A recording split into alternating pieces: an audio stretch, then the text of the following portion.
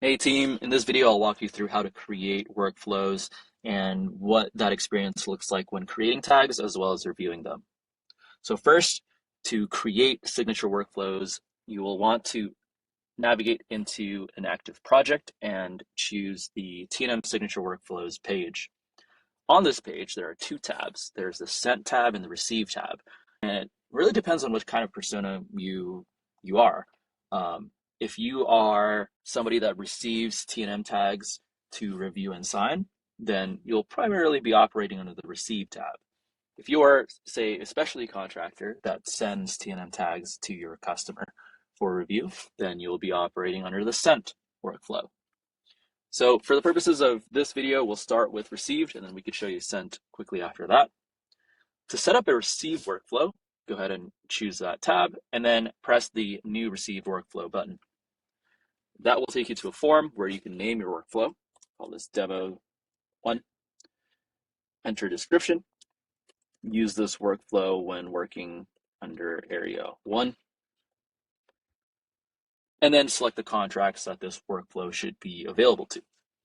So this is the list of contracts available to you on the project.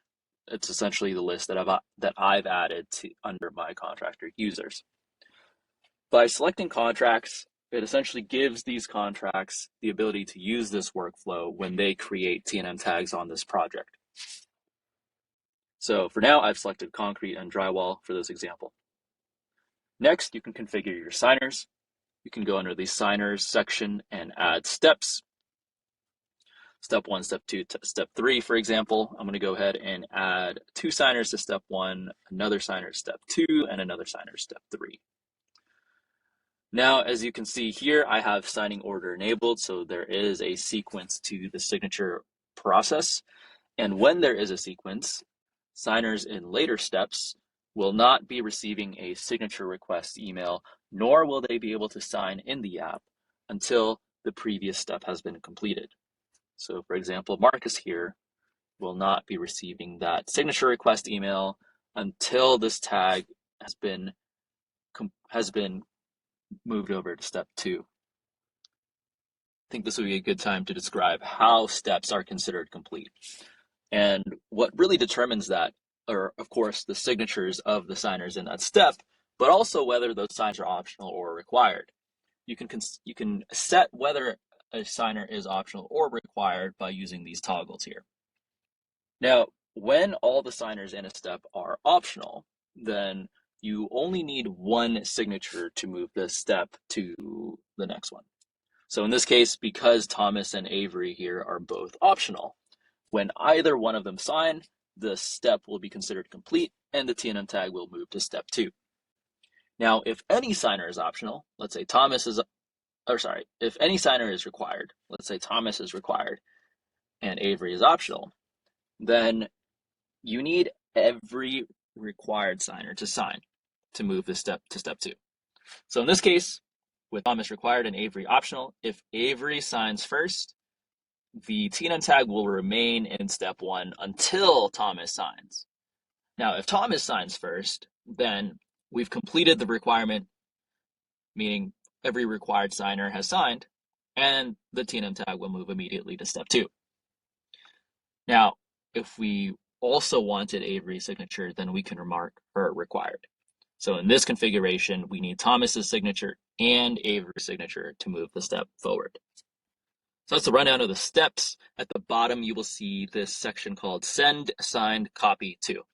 These are the email recipients that will be receiving the signed copy of the T&M tag.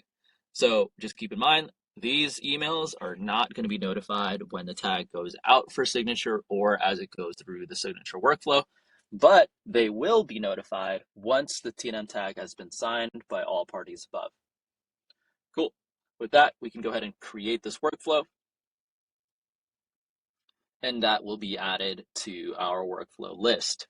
Now, an important thing to note here is that we haven't set a default workflow yet. We are going to be making an improvement to make this experience more obvious, but in order to do that, we need to head over to the contract view.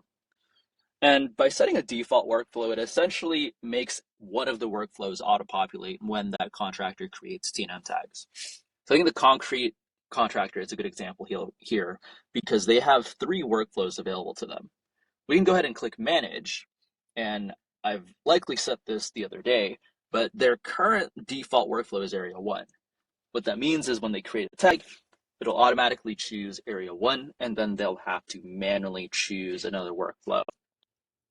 Let's say demo 1 is actually the best workflow to set as a default because that's going to be the most likely workflow they'll be using.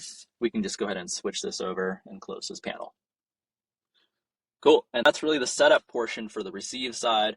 Sent is very similar. The only difference is that you do not have a contract selection because the sent workflows are linked with the single contract you have with your customer. So we can go ahead and just cancel that. And then let me walk you through how creating T&M tags looks. So there are a couple options that we have when it comes to creating T&M tags. We can, of course, create T&M tags from the web or the mobile app. We'll start with the web, and then we'll show the mobile immediately after. When creating T&M tags on the web, of course, we'll navigate to the Create T&M Tag form, select the project, and I'm just going to quickly fill out some example text here and show you the main difference. So Jordan.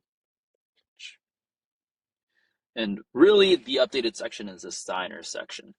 As you can see, our demo 1 workflow has been auto-populated, which shows the steps of that workflow. It also has the required badges to indicate which of these signers are required.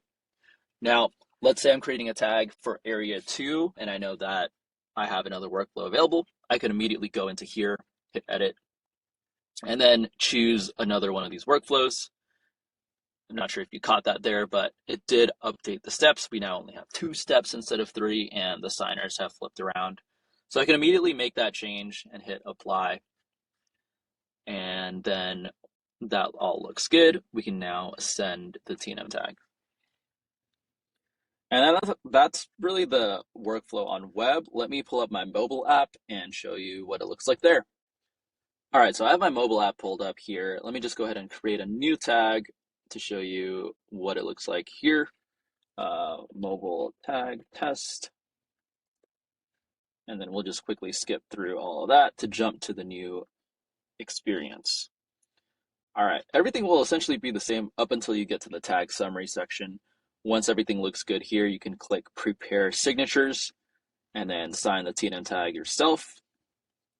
After that, you'll see the signer section next here. Again, as you can see, demo 1, which is set as a default, is auto-populated. If you wanted to make changes, you can click edit and then switch to another workflow. One thing that I forgot to mention that is also available on web is you can make manual adjustments to the signers specific to this T&M tag. So for example, let's say that I know, Marcus here is on vacation and somebody else should be replacing him for this week. I can go ahead and remove Marcus, and I could add somebody else if I'd like.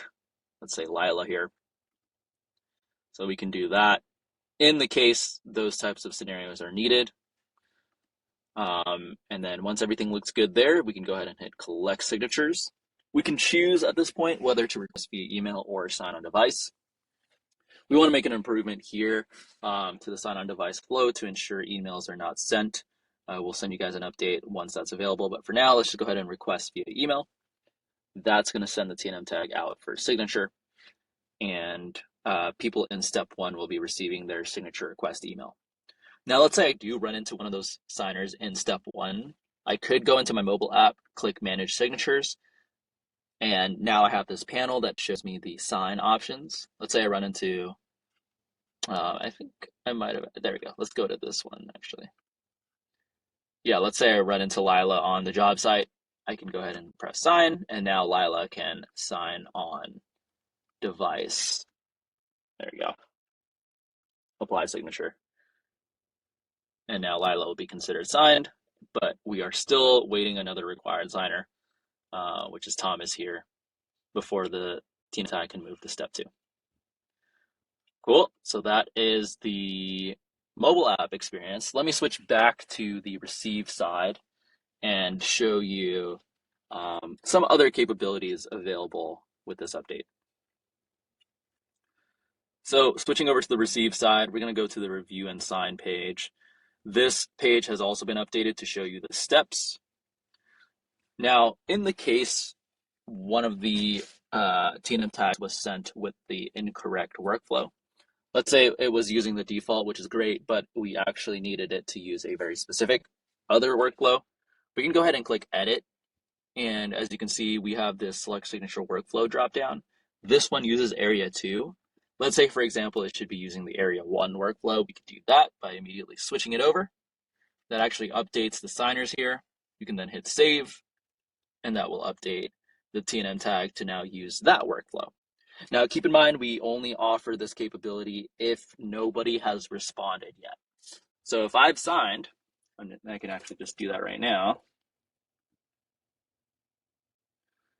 then I cannot just jump to another workflow because that will eliminate Thomas's signature here.